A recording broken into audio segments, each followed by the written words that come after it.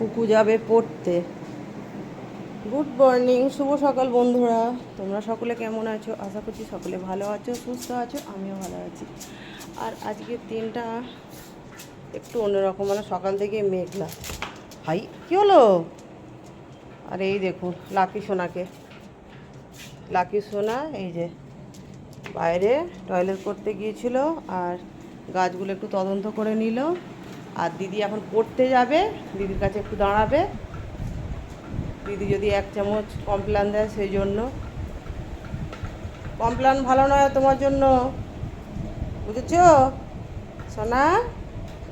সোনা, আজ লাকি সোনা আজকে অনেকটা পরে উঠেছে, মানে আমার সঙ্গে আমি যখন ওপর থেকে নিচে নামি ও উঠে পড়ে। আজকে কিন্তু জানি না, ঠান্ডা ঠান্ডা ওয়েদার আছে, বাবু উঠছিলই না, এই বাইরে গিয়েছিল টয়লেট করতে।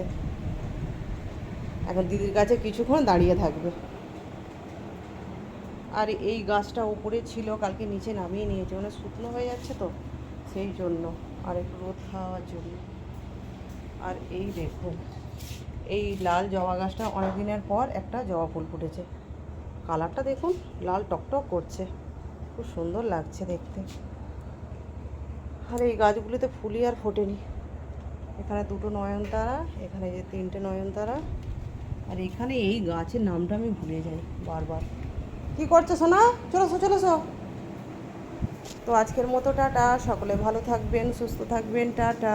কি করছো মা? কি করছো?